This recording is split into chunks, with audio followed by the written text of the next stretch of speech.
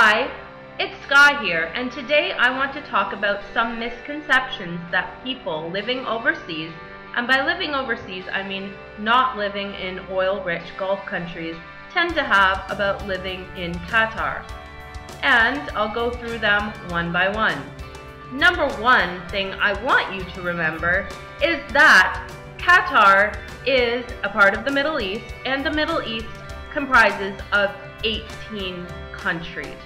The size of the Middle East is 8,600,000 kilometers squared.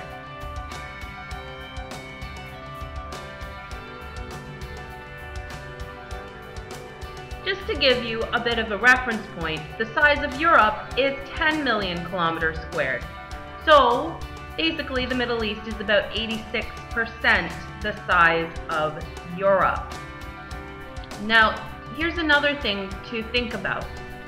Not a lot of people in Canada or the United States would say that Germany and Spain have the same culture, even though they are relatively close within Europe. You know, just France is there in the middle, separating them. Yet, some people seem to think that because they live in Qatar, you know, the situation must be similar to that in Iraq, or that in Syria, or that in Pakistan.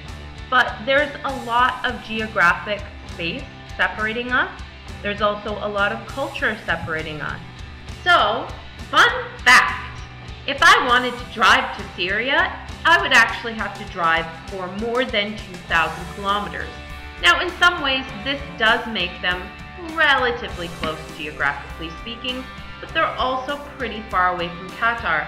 And what is happening in Syria is not reflective of the situation in Qatar.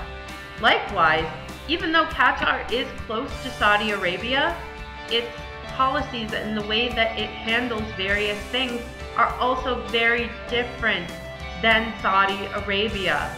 I mean, saying that because two countries border each other, they have the same culture and the same policies and are the same is ridiculous. I'm a Canadian, and we have a very different way of governing, and a very different way of being, and a very different way of thinking of different kinds of social policies, even though America is just to the south of us. So that's really something that you need to keep in mind when you are thinking about this region. Now, with regards to the Arab Spring, personally, I don't think that it's going to be happening anytime soon, if it happens at all.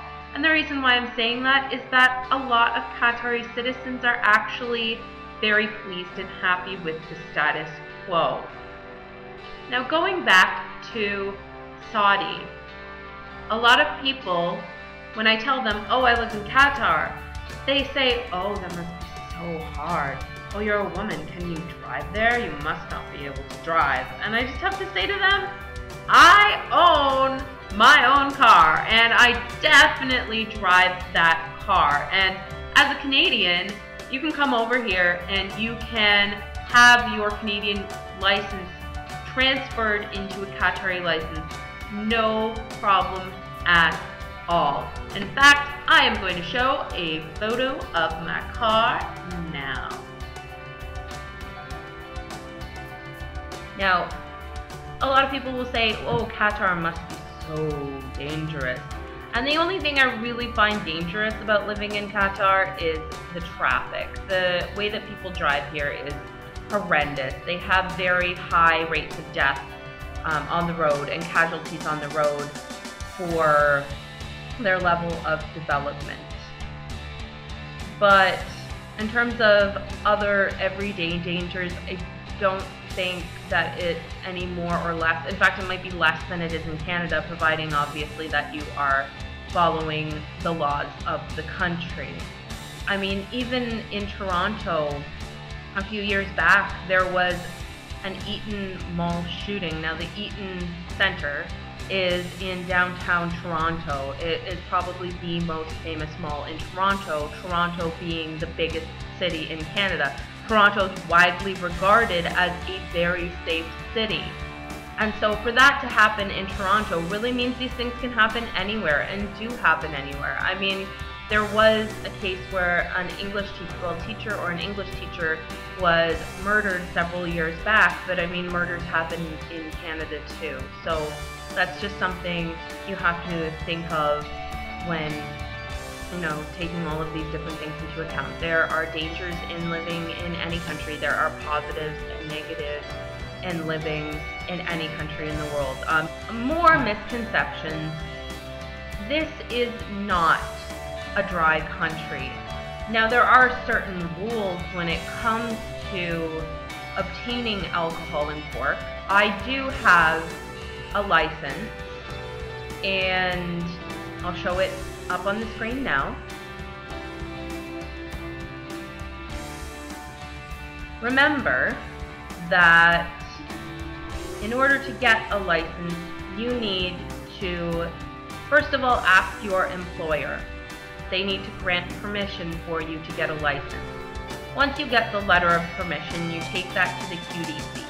The QDC is the one store in all of Qatar that sells alcohol and pork. So you fill in a short little application, you give a 1,000 rial deposit, that's about $250, then you walk away with your license, and then you can go into the store and you can buy whatever alcohol and pork they have in there. There is a limit to how much you can buy, but it is a very high limit. If you want to drink, you can also go to hotels to do so. Granted, the drinks you get at hotels are very, very pricey. I'm talking about $20 for one cocktail, kind of expensive. Another thing I wanted to address was women and the freedoms that women have and do not have. I will not go into depth about this, but this is just a little wee tidbit of information if you're curious. There are actually more women who are going to university in Qatar than there are men. So education, or women's access to education, is not really a big deal here. Lots of women are going to post-secondary education. So, with regards to clothes, I get asked a lot, do you wear a headscarf in Qatar? And the answer to that question is no, I do not. I never do. Now, if I were to go to a mosque, yes, I would, because that's a rule of going into a mosque. But I've never gone into a mosque in Qatar. And I'm actually going to have a little fashion show for you, so you can see some of the ways that I dress in different circumstances and situations in Qatar. Because the thing you have to understand is, well, there are no specific rules when I'm outside of my place of employment about what I can and cannot wear. Of course, I need to remain respectful of the people and the country that I am in. But what I'm wearing, of course, depends on, am I in Doha? Am I in a different city? Am I in a mall? Am I at the Corniche? Am I going to a hotel? Am I at my compound? So something to remember before this fashion slideshow starts is that when I was making my selections of what to wear for each and every circumstance in Qatar, I decided on outfits that illustrate basically the least amount that I would dare to wear in the particular circumstance. Also, please keep in mind that while I have the shrug on in my hotel picture, when I go into a hotel, I would generally take that off. So it's just something to keep in mind.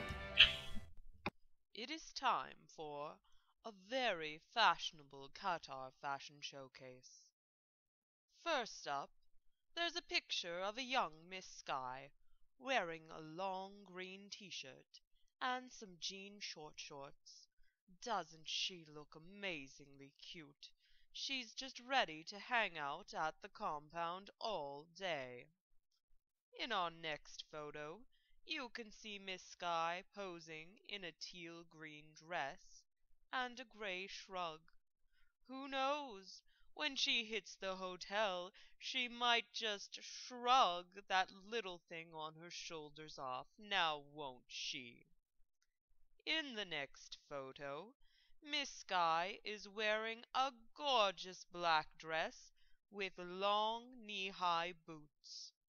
And to accentuate the entire look, she is wearing a lovely leopard print cardigan. Now, Miss Sky is a teacher, so she's giving us her best teacher faces. First off taking attendance, and then scolding a young pupil. You go, Miss Sky. Next, we see her modeling a black t-shirt and a gray pencil skirt. She is ready to go out on the town, or I should say out to the mall in Doha on the weekend. And last but not least, Miss Sky is dressed up in a t-shirt with longer sleeves, a pair of leggings, and a gray skirt to go out to the mall and to the coffee shop in Alcor on the weekend.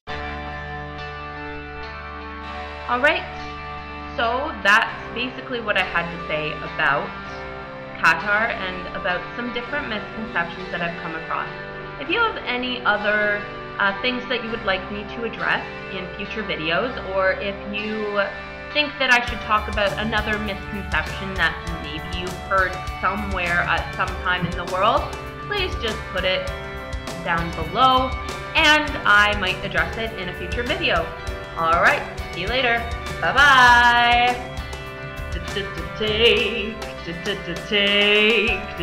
Take those misconceptions and throw them away.